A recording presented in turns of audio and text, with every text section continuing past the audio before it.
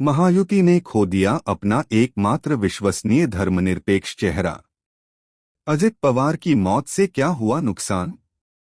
महाराष्ट्र के उप मुख्यमंत्री अजित पवार के निधन ने हर किसी को झकझोर कर रख दिया है। उनके निधन के बाद महायुति गठबंधन के भीतर एक गहरे नेतृत्व संकट को भी जन्म दे दिया है।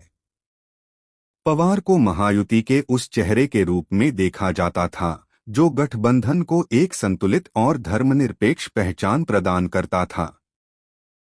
उनके जाने से राजनीतिक गलियारों में यह चर्चा तेज हो गई है कि क्या महायुति अब उन मतदाताओं को जोड़ पाएगी जो पारंपरिक रूप से बीजेपी और कट्टर हिंदुत्व की राजनीति से दूरी बनाए रखते रहे हैं।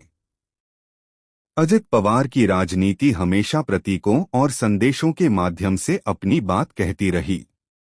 महाराष्ट्र विधानसभा के शीतकालीन सत्र के दौरान नागपुर स्थित आरएसएस स्मृति मंदिर न जाना इसका सबसे बड़ा उदाहरण था, जहां बीजेपी के वरिष्ठ नेता और यहां तक कि गठबंधन के अन्य सहयोगी भी संघ संस्थापक केशव बलिराम हेडगेवार के स्मारक पर जाना नहीं भूलते थे।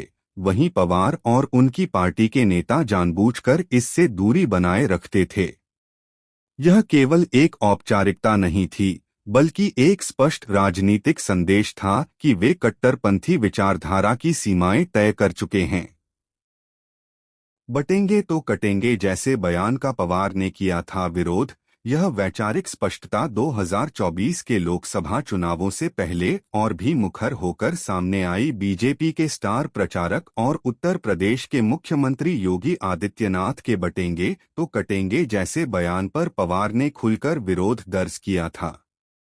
नवंबर 2024 में बीड़ में आयोजित एक रैली में उन्होंने अल्पसंख्यक समुदाय को आश्वस्त करते हुए कहा था कि ऐसी विभाजनकारी भाषा महाराष्ट्र में स्वीकार नहीं की जाएगी।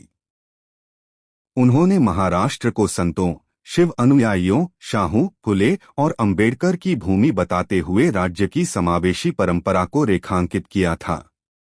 अजित पवार के जाने के बाद बढ़ी टेंशन। मार्च 2025 में औरंगजेब की मजार को लेकर उठे विवाद और उसके बाद नागपुर में भड़के सांप्रदायिक दंगों के दौरान भी पवार की भूमिका उल्लेखनीय रही।